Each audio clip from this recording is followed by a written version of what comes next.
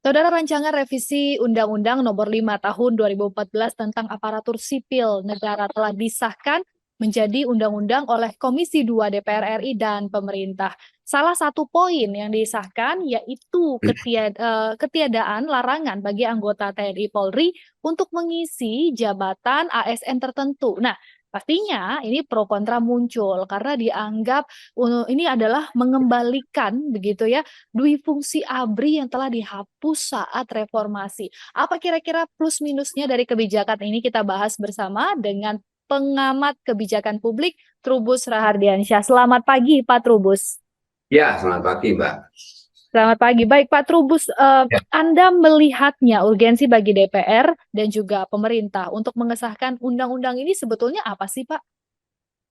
Urgensinya lebih kepada pertama menyelamatkan soal tenaga honorer, Mbak. Jadi tenaga honorer ini Hmm, problem yang sangat kronis ya, karena memang kebijakan tenaga honorer ini bermasalah sejak zaman era Pak SBY, karena waktu itu dalam kampanyenya Pak SBY menegaskan bahwa semua tenaga honorer akan diangkat tetap menjadi PNS. Dan itu kampanye Pak SBY waktu itu terus dipenuhi. Nah, jumlahnya waktu itu belum banyak, masih 800, sekitar 800 ribu lebih lah, kemudian diangkat menjadi ASN langsung.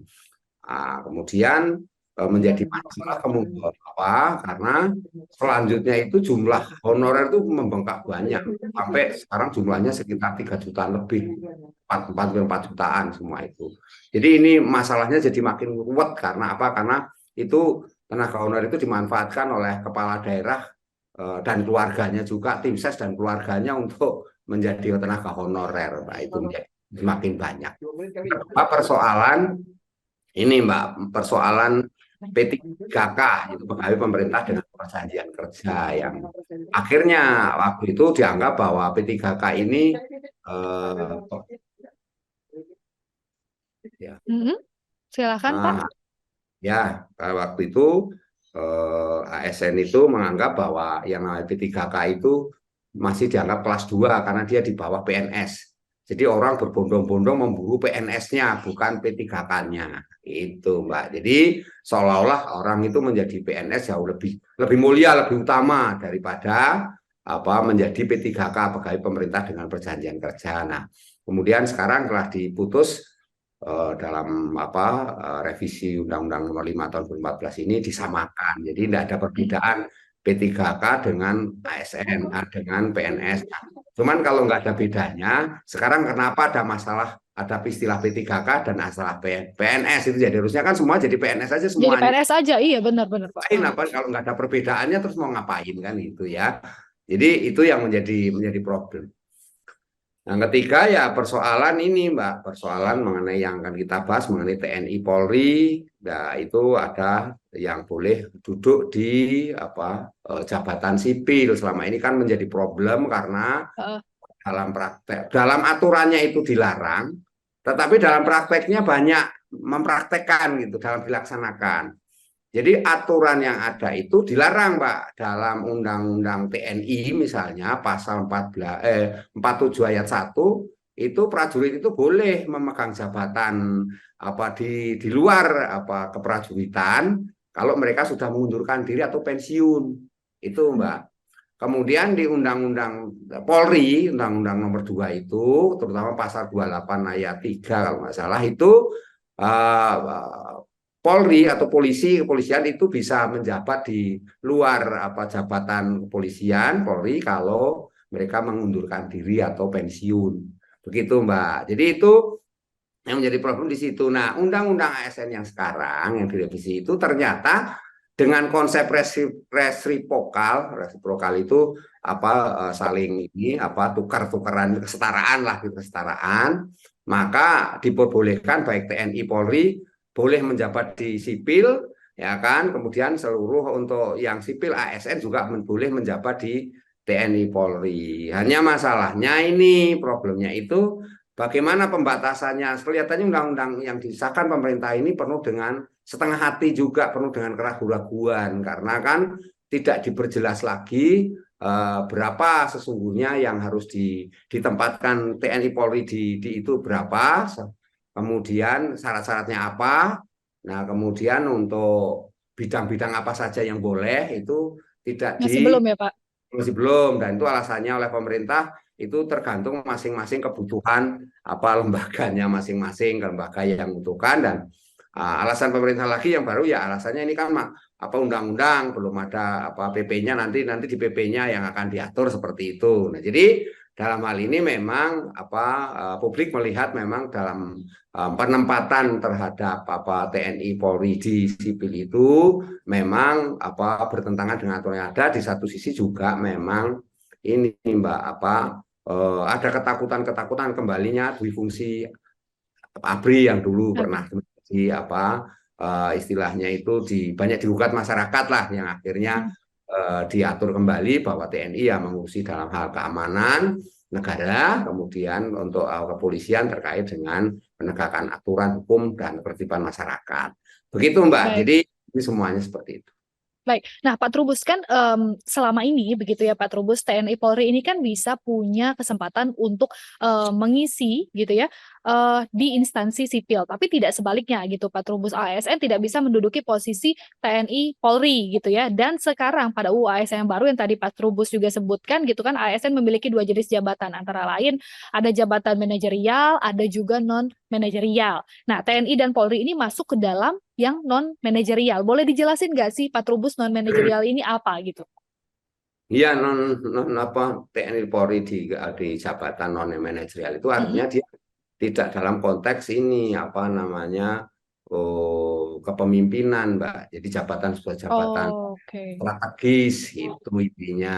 Hanya boleh kalau jabatannya misalnya dia layanan publik ya enggak apa-apa. Demikian juga konsep resiprokal yang diterapkan pemerintah itu maunya kan ASN pun boleh menduduki jabatan di TNI Polri, misalnya dia menjabat apa namanya direktur cyber misalnya kan. Nah, dari cyber tidak harus dari Polri, tapi bisa saja sipil seperti itu. Nah, ini hal-hal yang menurut pemerintah supaya ada kesetaraan, Mbak. Jadi kalau TNI Polri toh dibendung pun dengan aturan yang ada tadi, Undang-Undang TNI apa pasal 47 ayat 1 mengenai larangan itu, kemudian juga Undang-Undang Polisi, Polri ya, Polri pasal 28 ayat 3 itu pun tetap dilanggar gitu ya. Jadi ini pemerintah kelihatannya udahlah dikasih jalan tengah saja. Kalau memang apa dalam pelaksanaannya kan sulit, ternyata banyak sekali TNI Polri yang duduk di jabatan sipil.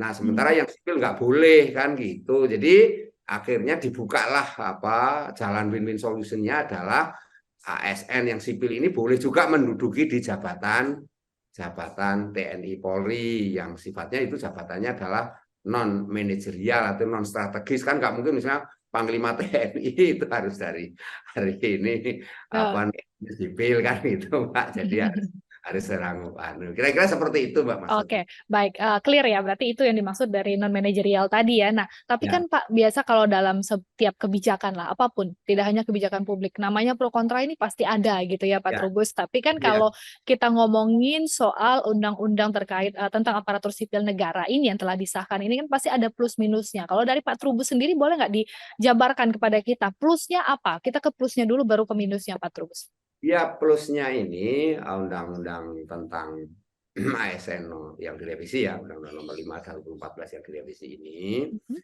itu plusnya itu pertama ya masalah tenaga honorer selesai. Artinya di situ sudah ada solusi bahwa tenaga honorer itu tidak akan di PHK dan nanti ada ditempatkan di mana mereka setelah apa mengabdi misalnya itu melalui mentah menjadi P3K atau menjadi PNS. Kalau P3K nanti P3K itu ada jenis tenaga full waktu, juga ada juga tenaga paruh waktu.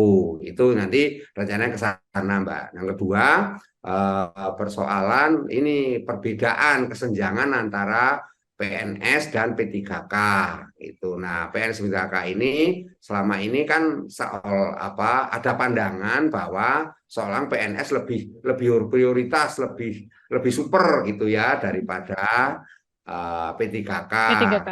Nah, karena itu sekarang undang-undang ini plusnya adalah disamakan, Mbak, disetarakan. Jadi nggak ada bedanya antara PNS dengan P3K.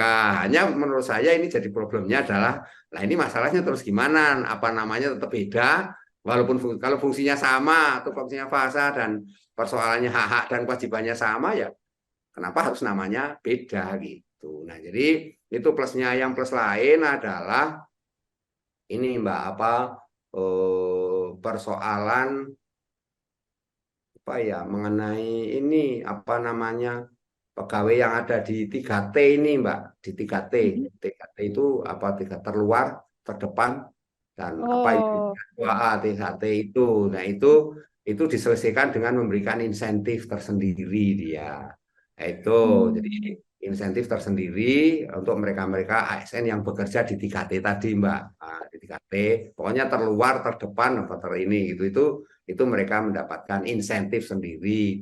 Meskipun sebenarnya itu juga masalah. Kenapa? Kenapa nggak gaji pokoknya aja yang dinaikkan 2 kali lipat dari gaji pokok yang ada di mereka yang kerja di kota-kota atau di tempat yang di luar 3T tadi gitu ya. Jadi yang khusus 3T harusnya gajinya 2 kali lipat gaji pokoknya. Jangan Mm-mm. insentif, karena insentif itu nanti ganti pemimpin, ganti kebijakan. Bisa saja nanti Ya, pemimpin berubah lagi, iya.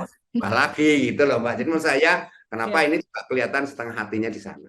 Ya itu Mm. plusnya Mbak. Yang minusnya, Iya. Nah, Pak minusnya. Trubus, saya potong sedikit dari plusnya tadi ya, Pak. Berarti kan yang saya tangkap adalah penyamarataan antara P3K dan juga PNS gitu ya. Jadi P3 nanti honorer tidak ada begitu, tapi semua akan dijadikan P3K. Apakah memang sudah Pak Trubus melihat ya, apakah memang nanti semuanya honorer ini akan jadi P3K atau justru akan jadi ancaman kepada honorer, Pak? Iya, menurut saya ini memang menjadi honorer ini jadi tidak ada, nanti di stop kan, di stop. Mm-mm. Jadi Mhm. tidak ada lagi honorer. Karena apa? Karena nanti semuanya orang akan tes ya, tes masuk. Mereka tinggal nanti ditempatkan sebagai P3K. Apa P3K ini kategori full, itu penuh. Apa kategori nanti paruh waktu sesuai dengan kemampuannya. Misalnya kalau tenaganya misalnya dibutuhkannya sopir, apa sopir ini harus kategori paruh waktu atau Mm. kategori penuh begitu loh Mbak. Nah, itu yang jadi ini. Kemudian untuk tenaga yang apa, khusus misalnya terkait dengan apa, urusan digitalisasi misalnya ya, layanan digital misalnya. Nah, ini kan harusnya full misalnya Mbak. Jadi itu menurut saya lebih apa, berarti nanti tenaga honorer sudah nggak ada lagi Mbak, karena semua akan dihapus. Yang lainnya adalah bahwa nanti itu kan apa, penerimaan CPNS itu tidak 2 tahun sekali Mbak, tapi boleh Mm. setiap saat. Jadi setiap mungkin per semester ya, mungkin bisa setiap 6 bulan sekali atau setahun bisa 2 kali itu Mbak. Jadi Untuk tergantung. penerimaan begitu ya, Pak. Nah, Iya, berarti sebetulnya tidak ada jaminan ya, Pak. Bukannya dari honorer ini nanti akan langsung diangkat menjadi P3K. Berarti ada proses tes lagi yang harus mereka lalui. Jika tidak lulus, berarti eh, tidak jadi dong, Pak. Tidak ke P3K dong, gitu ya? iya, kalau pokoknya intinya gini, yang mereka Heeh. honorer itu nanti tetap saja tes, Mbak. Dia dites. Nah, Hmm. tes itu untuk menyesuaikan kompetensinya dan background, historical background dari Mm-mm. mungkin pendidikannya, mungkin budi pekerti, perilakunya, dan macam-macam itu, Mbak. Nah, penguasaan mengenai wawasan kebangsaan misalnya. Karena selama ini mereka honorer-honorer itu kebanyakan satu ya, pendidikannya itu tidak sinkron ya, tidak sinkron. Ada yang apa ya, mungkin cuma SMA, mungkin kurang dari itu. Ada juga yang apa namanya sarjana, tapi sarjana juga diragukan Iya, sarjana, iya. macam-macam itu Mbak. Jadi karena Tidak mereka linear gitu ya, Pak. Nah, itu gimana, ya, Pak? hmm? Itu gimana kalau ditemukan yang memang pendidikannya kan biasanya ada yang tidak linear gitu, tidak sinkron seperti kata Pak Trubus tadi. Nanti gimana Pak nasibnya? Iya, nasibnya mereka ini mungkin ditaruh di itu P3K yang itu aja Mbak, apa paruh waktu saja mungkin ditaruh di situ. Oh, Kasus baik. itu. Tapi kan yang jelas kan pemerintah tidak mem-PHK. Itu konsepnya itu Mbak, itu dulu. Jadi pemerintah walaupun kamu ditempatkan sebagai tenaga P3K paruh waktu, tapi konsepnya kan kamu tetap bekerja, tetap Mm-mm. tetap Mm-mm. tidak di PHK gitu loh Mbak. Itu masalah yang solusi yang ditawarkan pemerintah seperti itu. Nanti kalau memang Baik. dia memang punya linear ya berarti dia bisa menjadi P3K penuh waktu. Tapi kalau memang nanti bisa tes lagi misalnya auditornya, menjadi PNS, Mbak. Begitu. Baik, oke. Kalau minusnya berarti Pak Trubus? Ya minusnya itu mengenai apa satu mengenai TNI Polri yang ada di ini di jabatan sipil itu. Nah, itu harus ada batasannya karena pemerintah itu ternyata melemparkan itu tergantung kebutuhan masing-masing lembaga. Jadi kenapa pemerintah tidak mengatur saja sekalian diatur di situ? Misalnya ada rasio perbandingan misalnya berapa dan di jabatan apa saja harusnya diuraikan di situ sekalian gitu, Mbak. Jadi ada kejelasan lah paling tidak bahwa jabatan termasuk juga ini apa namanya yang dari ASN atau sipil ya, yang sipil kemudian nanti duduk di jabatan ini TNI Polri gitu. Menjadi itu jumlahnya berapa? Kan harus ada rasio itu, Mbak, rasio jangan sampai nanti apa di sipilnya kebanyakan dari TNI Polri satu departemen itu TNI Polri semua lah kan repot itu nanti banyak atau di jabatan Polri isinya sipil semua lah misalnya kan Polrinya sedikit. Nah ini bagaimana kan artinya kan harus ada batasan itu yang harus di ini, Mbak, batasan dan ruang lingkup cakupan dari apa jabatan itu sendiri karena jabatan kan menyangkut tupoksi, Mbak, tugas pokok fungsi dan terkait juga dengan ini ya visi-visi lembaga itu sendiri, Mbak. Berarti harus ada kejelasan soal itu ya Pak Trubus untuk ya. yang memang harus dilakukan begitu ya oleh pemerintah. Nah, terakhir mungkin Pak Trubus, jadi UU ASN ini kan menjadi sasaran kritik karena mereka masyarakat gitu ya, ada yang menilai aturan ini mengembalikan dui fungsi TNI Polri yang dihapuskan pada saat reformasi gitu. Nah, kalau dari Pak Trubus sendiri melihatnya ini seperti apa? Ya, kalau saya sih apa namanya sepanjang ada batasan yang jelas itu kemungkinan untuk terjadi apa dui fungsi ABRI bisa dikendalikan gitu. Tapi kalau nanti ya ini kan persoalannya selalu pemerintah itu apa karena ganti pemerintah itu kan ganti kepemimpinan kebijakan, Mbak. Jadi masalahnya di situ kita kan udah bukan hal yang baru lah pokoknya begitu artinya nanti saya khawatirkan itu memang adalah TNI Polri-nya yang banyak di apa kementerian atau lembaga yang sebenarnya harusnya banyak oleh sipil gitu loh, Mbak. Ah, ini yang harus di ini karena itu kekhawatiran yang sangat masuk akal menurut saya karena itu bertentangan dengan aturan yang tadi ya aturan mengenai TNI, undang-undang TNI maupun undang-undang Polri sendiri. Yang kedua ya tentu ini kedepannya supaya tumpang tindih ini kan jadi tumpang tindih, Mbak, aturan undang-undang ASN ini tumpang tindih dengan undang-undang TNI Polri ya yang sudah ada tadi gitu ya. Jadi di sana harus mengundurkan diri atau mereka harus pensiun kalau mereka mau jabat sipil. Tapi sekarang dengan undang-undang ASN ini mereka dibolehkan gitu loh, Mbak, tanpa harus pensiun. Nah atau mengundurkan diri. Lah ini kan jadi tumpang tindih di situ. Nah ini kekhawatiran. Yang ketiga ada kekhawatiran bahwa nanti kita lemah dalam hal soal pertahanan keamanan gitu karena banyaknya orang sipil yang akhirnya duduk di TNI Polri gitu, Mbak. Jadinya kan kekhawatirannya seperti itu karena apa? Karena kalau sudah menyangkut keamanan negara kan apalagi sekarang situasi global yang global itu ada perang yang di negara sono Rusia, Ukraina misalnya, Eropa, sementara di tingkat regional kita juga tahu sendiri Filipina dengan Tiongkok, kemudian ada Taiwan juga yang posisinya juga berhadapan dengan Tiongkok. Misalnya ini kan situasi global yang harus sementara Indonesia juga dihadapkan oleh tetangganya sendiri misalnya dengan Australia sekarang sudah punya kapal selam nuklir misalnya. Nah, ini kan menjadi harus siapa yang mempertahankan negara ini kalau kemudian apa TNI Polri-nya itu diisi oleh banyak sipilnya seperti itu ya ini kan harus di ini kemudian untuk Polri sendiri seiring dengan banyaknya modus apa namanya kejahatan atau kriminalitas.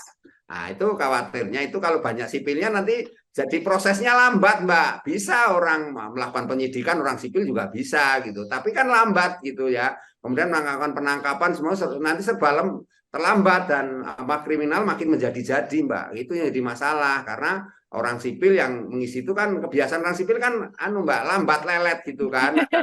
Keraguan dalam pengambilan kebijakan memang dalam sisi leadership, sisi apa pengambilan keputusan antara orang sipil dengan orang TNI Polri kalah beda, Mbak, beda jauh. Lebih cepat orang TNI Polri dalam mengambil keputusan karena dia punya keberanian dalam ini apa mengambil satu keputusan. Mengambil keputusan, ya. termasuk force major pun dia cepat gitu Pak. Kalau orang sipil itu lelet Mbak, dia mesti banyak pertimbangan, ketakutan ini, ono ini, begitu begitu. Jadi akhirnya seringkali yang diterima itu. Itu masalah-masalah seperti itu, Mbak.